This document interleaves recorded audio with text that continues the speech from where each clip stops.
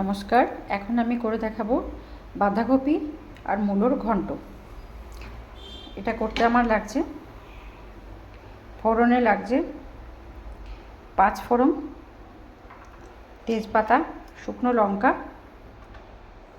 এলাচ, লবঙ্গ, দারচিনি খুব অল্প, কাঁচা লঙ্কা আর আদা, জিরে আর কাঁচা লঙ্কা বাটা, আর লাস্টে অল্প কসুরি মেথি আর একটু মিষ্টি, নিরামিষ তরকারি সেহেতু লাস্টে ঘি আর একটু আমি ব্যবহার করি যেটা জ্যাগেরি পাউডার, আর নুন হলুদ তো আছেই। প্রথমে আমি কড়াইয়ে তেল দিচ্ছি।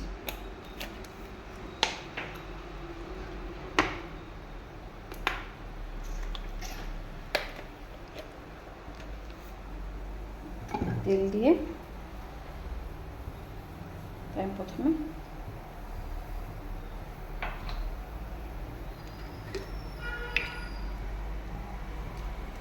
শুকনো লঙ্কা,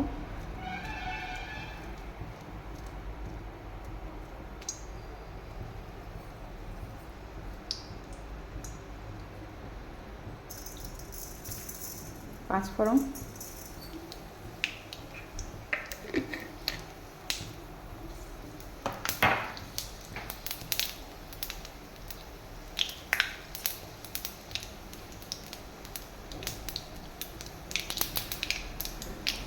সঙ্গে আমি এই আলু যেটা দেবো সেটা ভেজে নিই।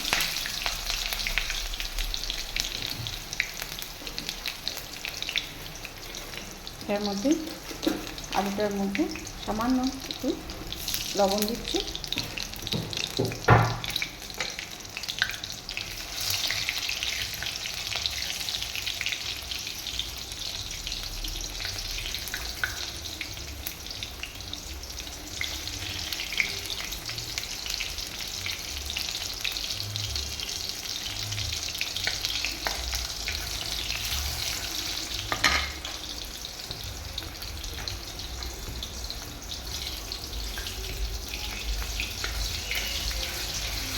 এই ফোড়নের সাথে আলুটাকেও আমি ভেজে নিচ্ছি।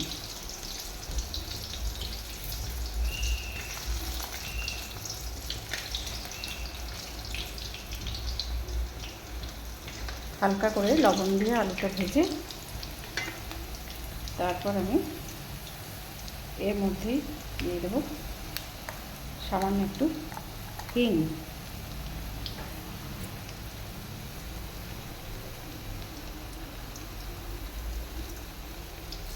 অল্প একটু হিং,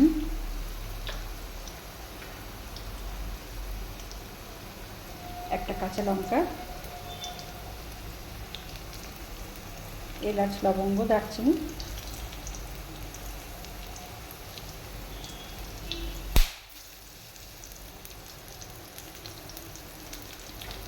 সঙ্গে দিয়ে দিলাম আদা, কাঁচা লঙ্কা আর জিরে বাটা।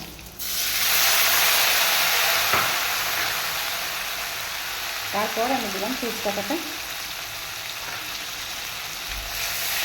একটু সামান্য কষানোর পর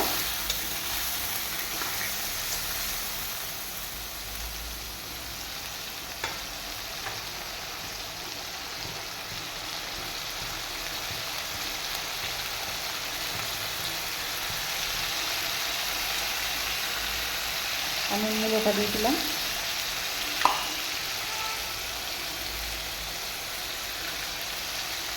একটু ধনিয়া গুঁড়ো দিলাম,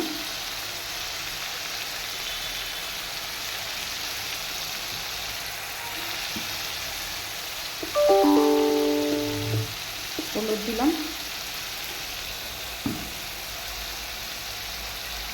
এবার আমি বাঁধাকপিটাকে দিয়ে দিলাম,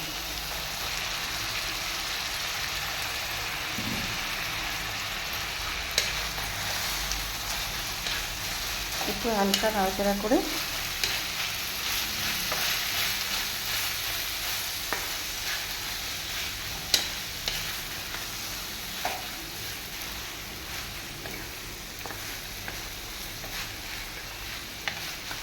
বাঁধাকপি অবশ্য সবসময় বর্ষাকালে বা অসময়ে কেউ খায় না, কিন্তু ব্যাঙ্গালোরে তো সবসময় বর্ষা, আর অসময়ের সবজি খেতে সবার ভালো লাগে মাঝে মাঝে, সেই জন্যে এটা এরকমভাবে করলে বেশ ভালোই লাগে। রুটি, পরোটা, ভাত সব কিছু দিয়ে। একটু লবণ দিয়ে দিলাম।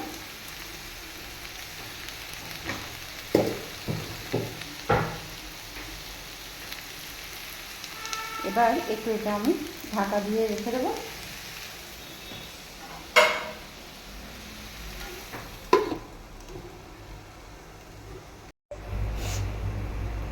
মাঝখানে আমি একবার খুলে দেখে নিয়েছিলাম, এখন আবার একটু খুলে দেখি যে ঠিকঠাক মতন সিদ্ধ হয়েছে কিনা।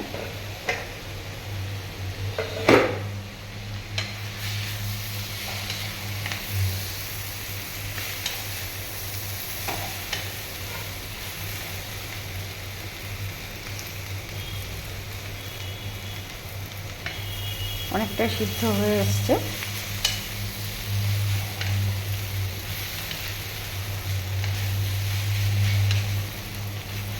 একটু নাড়াচাড়া করার পর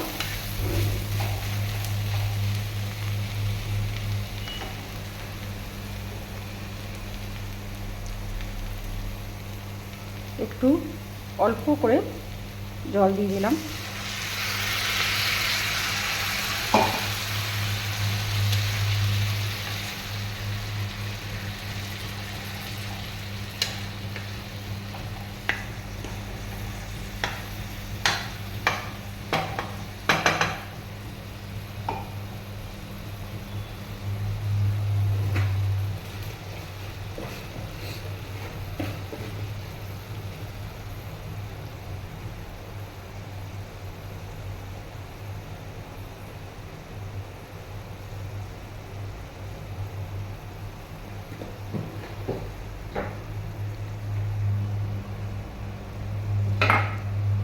ঢাকা দিয়ে একটু রেখে দিই।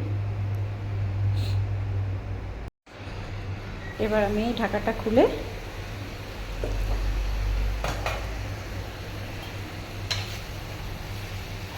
এটা একদম সুন্দর সিদ্ধ হয়ে গেছে। এরপর আমি একটুখানি এই গুঁড়োটা মানে জ্যাগরি পাউডারটা আমি একটু দিয়ে দিলাম। নিরামিষ তরকারি তো একটু মিষ্টি না হলে ভালো লাগে না। এটাকে একটু নাড়িয়ে চাড়িয়ে নিলাম। এটা গরমে ঠিক এর সাথে মিশে যাবে।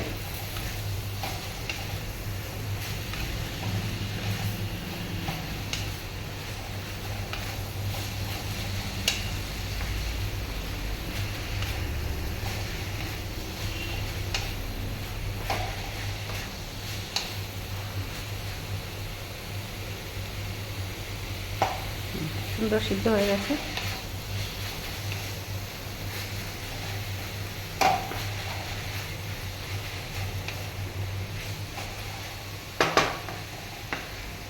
এবার আমি লাস্টে অল্প একটু ঘি দিয়ে এটা কিছুক্ষণ এটা ঢাকা দিয়ে রেখে দিলেই এটা তৈরি হয়ে যাবে। আর লাস্টে আমি একটু কসুরি মেথি পাতা একটু ছিটিয়ে দিলাম। খুব সুন্দর একটা স্মেল আসবে। তারপর এটা আমি কিছুক্ষণ গ্যাস অফ করে ঢাকা দিয়ে রেখে দেবো। ব্যাস রেডি বাঁধাকপি আর মূলোর ঘন্ট।